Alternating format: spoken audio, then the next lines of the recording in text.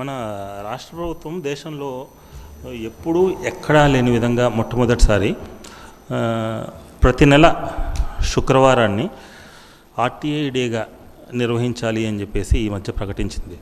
ఇది ఒక ఆర్టీఐని ఇంప్లిమెంట్ చేసే దిశగా ఇది ఒక క్రియాశీలకమైనటువంటి ఒక చరిత్రాత్మకమైనటువంటి నిర్ణయం.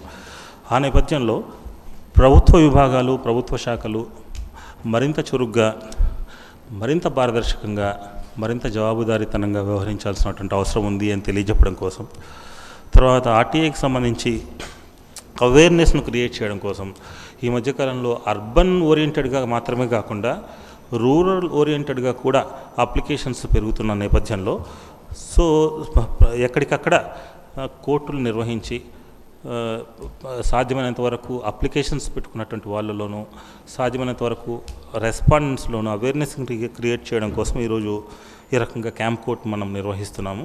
దాదాపుగా 20 నుంచి 25 అప్లికేషన్స్ ఈరోజు మేము డీల్ చేయబోతున్నాము. రేపు ఒక 25 నుంచి 25 అప్లికేషన్స్, దాదాపుగా సుమారు 40 నుంచి 50 అప్లికేషన్స్ 2 రోజుల వ్యవధిలో మేము క్లియర్ చేయాలని చెప్పేసి నిర్ణయించుకున్నాము.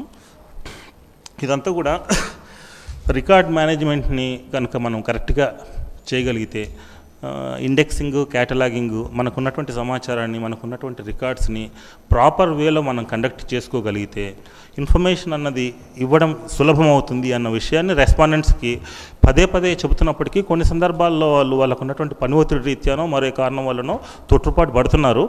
బట్ ఏదైనా సరే ఒక ఓవర్ నైట్లో రెవల్యూషన్ సాధ్యం కాదు కాబట్టి ప్రాసెస్లో చెబుతూ ఉంటే నేర్చుకుంటారన్నది మా ఉద్దేశం. ఐ థింక్ సూన్ ఇప్పటికే చాలా వరకు వాళ్ళ వైపు నుంచి పనితీరు బాగానే మెరుగుపరుచుకున్నారు. కొన్ని సందర్భాల్లో మాత్రం ఇన్ఫర్మేషన్ ఇవ్వడంలో అలసత్వం కనిపిస్తోంది. సో ఎందుకు అలసత్వం కనిపిస్తుంది, ఏ సమస్య ఉంది అన్నది తెలుసుకోవడం కోసం, ఆ రెస్పాండెంట్లకు ఉన్నటువంటి ఛాలెంజెస్ ఏంటి అన్నది తెలుసుకోవడం కోసం ముఖ్యంగా ఈరోజు నేను ఇక్కడి దాకా వచ్చాను. సో రెస్పాండెంట్లతో కూడా మాట్లాడి క్షేత్రస్థాయిలో వాళ్ళకు ఉన్నటువంటి సమస్యలు ఏంటి, మనం ఆ సమస్యలను ఎట్లా అధిగమించవచ్చు అన్నది వాళ్ళతో కాస్త చర్చ జరిపి సమస్య పరిష్కారం దిశగా మనం ఏం చేయొచ్చు అన్నది ఒక ఆలోచన చేద్దాం అన్నది మా ప్రయత్నం.